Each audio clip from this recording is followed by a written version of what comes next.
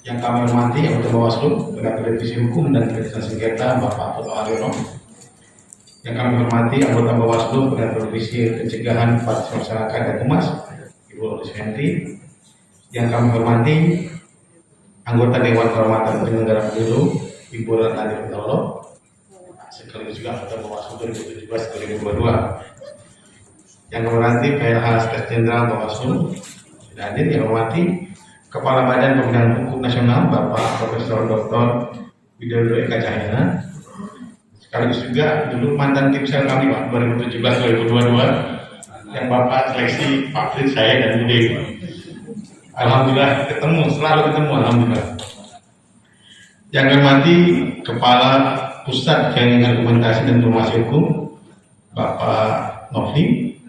Yang hormati anggota Bawaslu 2017-2022 yang sekaligus juga tadi disampaikan akhirnya oleh Pak Widodo yang beliau sembunyikan selama 1 bulan ini, Pak. Bapak Komisaris dan juga Komisioner Bapak Abdul Masirega, teman-teman baru tahu ya, tapi sepertinya ada beberapa orang juga yang tahu di sini. Yang kami hormati Deputi Integrasi Bapak Ferdinand Escostiasrai.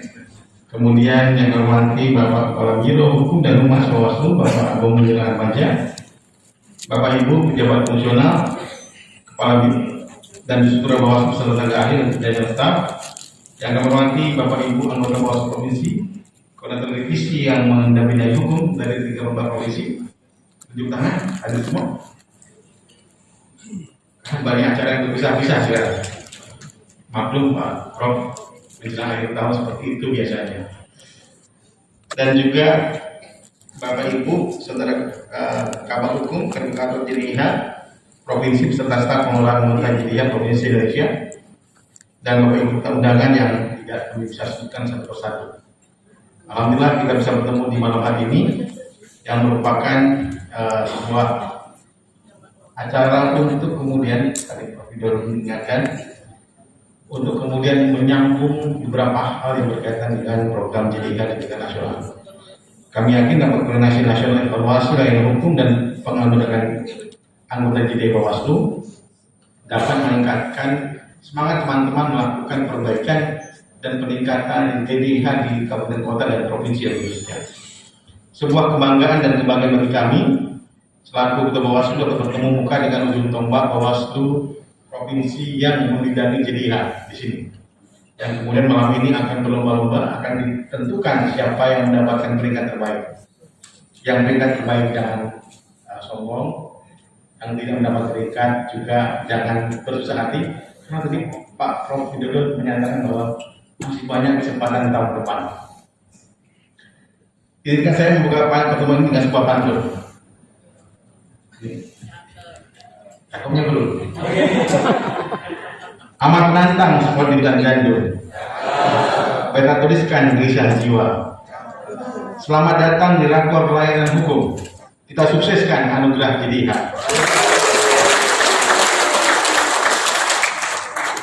Kalau itu mantan coba buat sendiri. Anak Melayu bermain tali. Tali dipegang tersimbolkan. Melalui kegiatan evaluasi dan pengangguran JDIH Bawaslu malam ini, kita tingkatkan peran Bawaslu untuk masyarakat. Sebagai bentuk apresiasi, alhamdulillah sudah 3 kali berturut-turut Bawaslu meraih peringkat kedua. Ini stabilo seperti teman-teman. Peringkat kedua dalam kategori lembaga non struktural, dan saya yakin dan optimis bahwa acara kita malam ini akan turut mendongkrak pencapaian prestasi Bawaslu dalam JDIH Award tahun depan. Tadi sudah disinggung oleh Pak Prof Widodo. Semoga ya Allah ya. Karena kemarin Prof pada saat itu Pak Fritz masih Pak Fritz ya pada 2020-2021 kalau tidak salah. Kita pakai online terus acara ini. Sekarang baru offline, wajah-wajah pengelola JDIH mulai agak tampak sumringah sekarang. Akhirnya dapat ke Jakarta.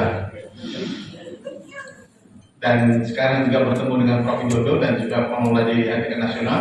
Dan sekaligus juga minta fotonya, minta tantangannya. untuk ke depan bisa masuk pada peringkat pertama.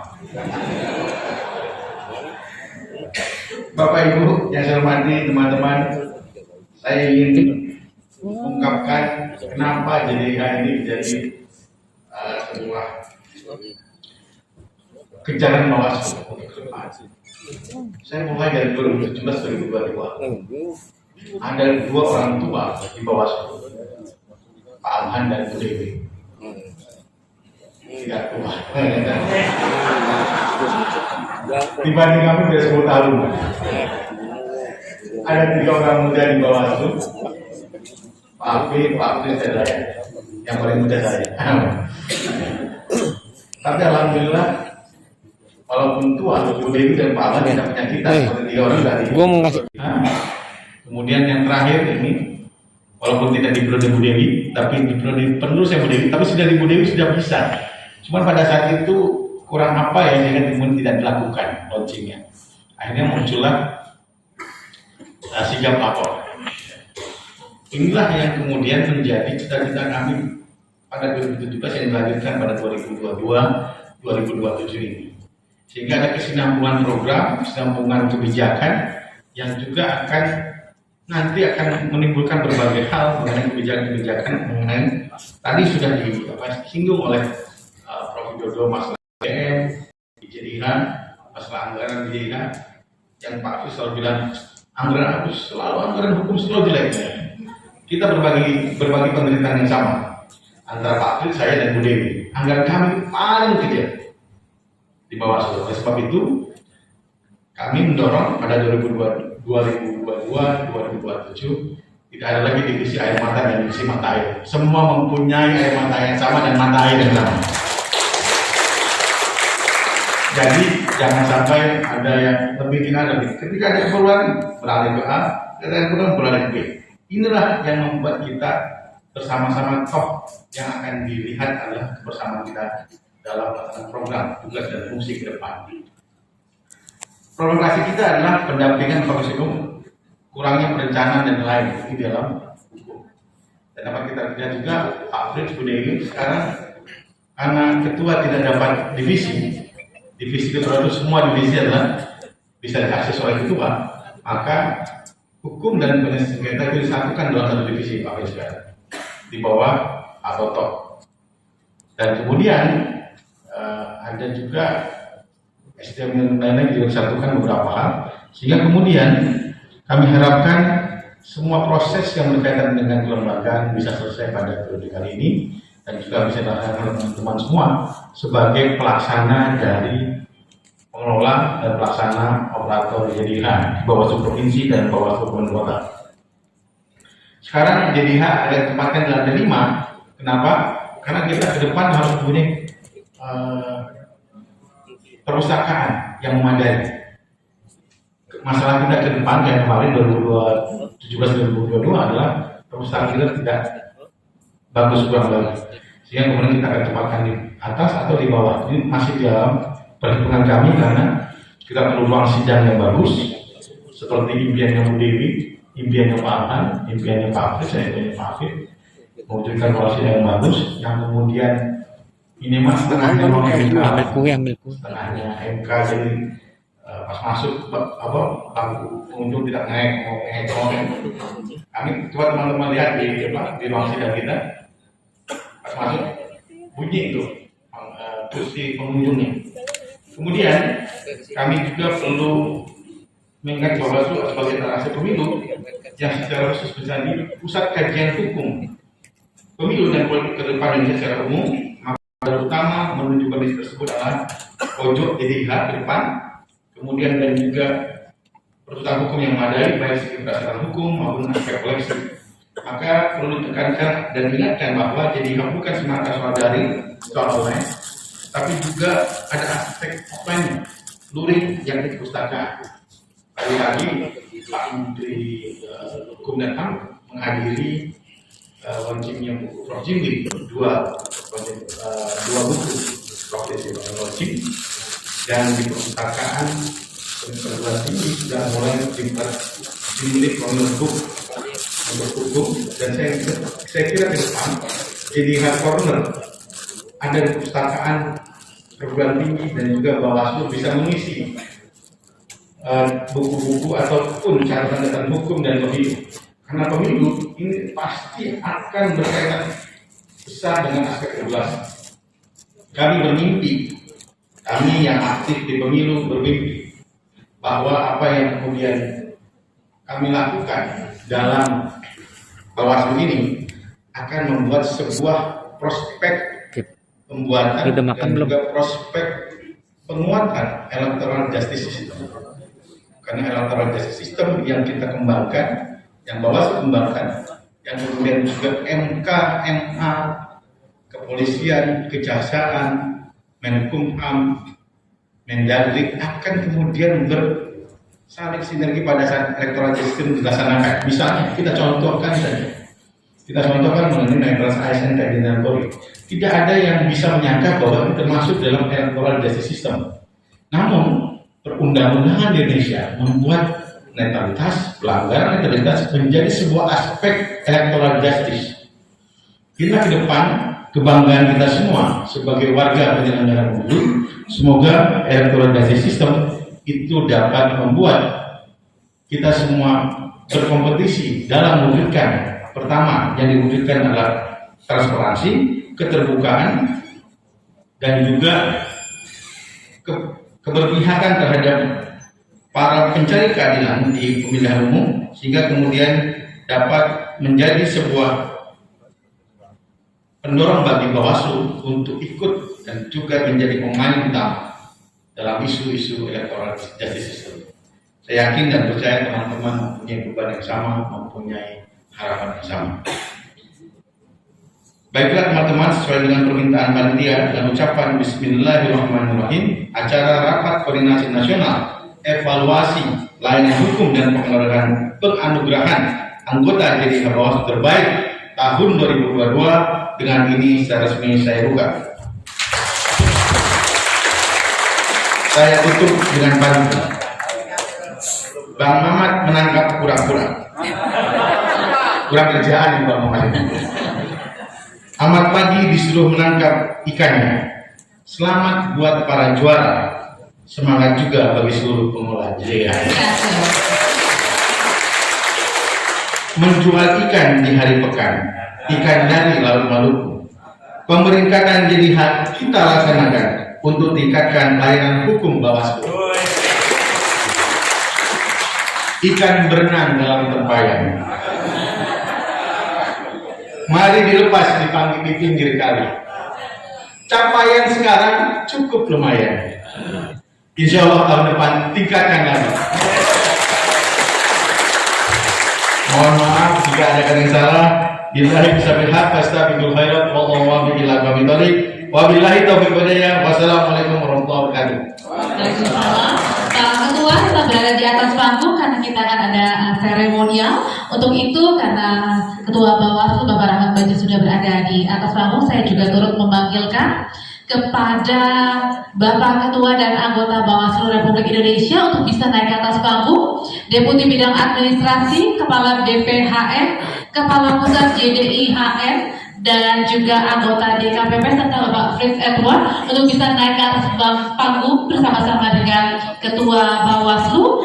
Kita akan memupuk gong bersama-sama sebagai tanda pembukaan acara rapat koordinasi nasional evaluasi layanan hukum dan penganugerahan anggota JDIH Bawaslu terbaik tahun 2022. Ya, nanti hitungan sampai 3 ada di depan saya. Ibu boleh sama-sama kita ngobrol sebagai penanda pembukaan acara. Sudah semuanya berdiri di atas atau ada yang sudah semuanya? Baiklah, karena semua sudah berada di atas, baik itu Ketua Bawaslu, Ketua dan anggota Bawaslu Republik Indonesia, Deputi Bidang Administrasi, Kepala BPHM, Kepala Pusat JDIHM, serta anggota DKPP dan Bapak Fritz Edward sudah naik ke atas panggung. Kita langsung saja pembukulan gong tahun 2022. Hitungan dari 1, 2, 3. Baiklah,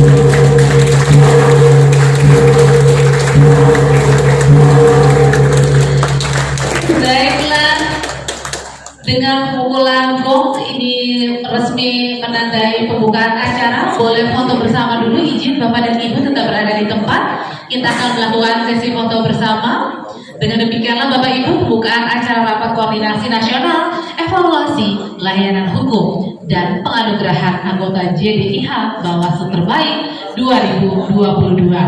Selanjutnya nanti akan langsung diumumkan untuk pengumuman kategori yang tentunya sudah ditunggu-tunggu oleh Bapak dan Ibu semuanya, para tamu undangan yang hadir dari Bawaslu Provinsi Kabupaten Kota.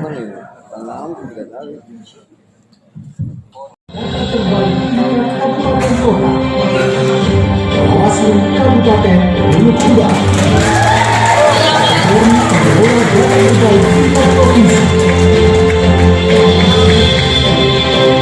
Bawaslu Provinsi Sulawesi Selatan.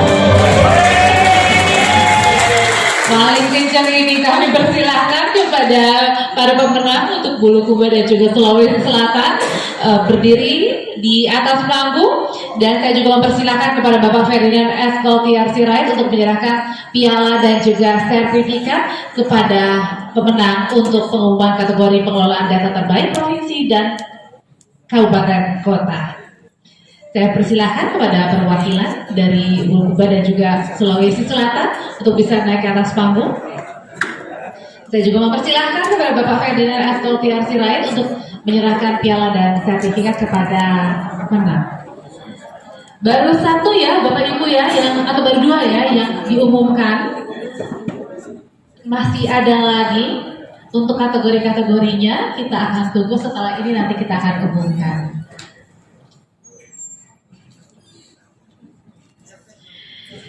Inilah penyerahan piala kepada pemenang kategori pengelolaan data terbaik provinsi dan kabupaten kota. Tadi saya mendengar sayap-sayap di sisi sebelah kanan ini meriah sekali ya, dari Sulawesi Selatan. Dari Bulukumba di mana ini? Mungkin tempat duduknya? Oh, di belakang, oke. Baik. Selamat kepada Kabupaten Kota.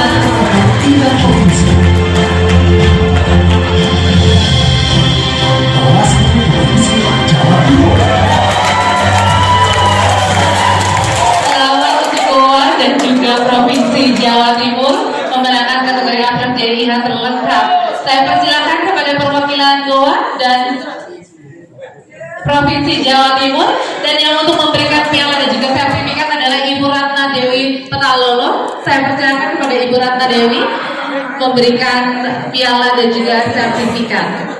Persilakan juga dari teman-teman perwakilan Bawaslu Goa dan juga Provinsi Jawa Timur yang telah memenangkan kategori abstrak JDIH terlengkap untuk provinsi dan kabupaten kota.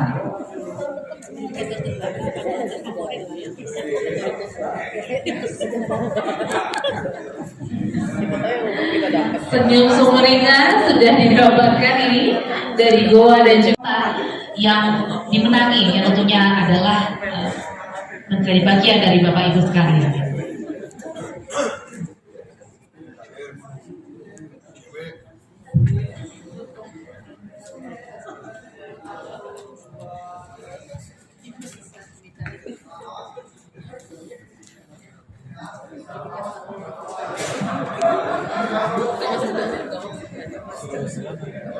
Terima kasih kepada Bapak Ibu para pemenang perwakilan dari Goa dan juga Provinsi Jawa Timur.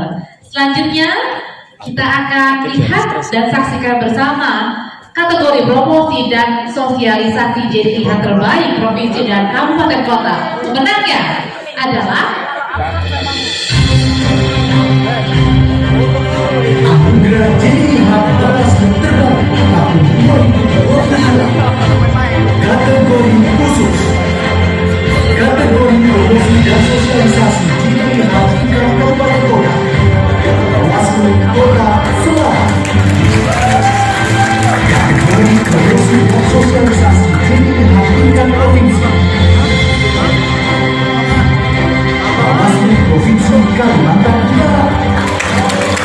Terima kasih dan selamat untuk Semarang ya tadi ya, dan Kalimantan Utara. Semarang, Provinsi Kabupaten Semarang dan juga Kabupaten Semarang, sorry Bapak, dan juga Kalimantan Utara, Provinsi Kalimantan Utara. Boleh langsung teman-teman. Dan yang akan memberikan kali ini adalah saya persilakan kepada Bapak Prince Edward Siregar untuk memberikan piala dan juga sertifikat kepada pemenang, yakni Kota Semarang dan Provinsi Kalimantan Utara sebagai pemenang dalam kategori promosi dan sosialisasi jadi pilihan terbaik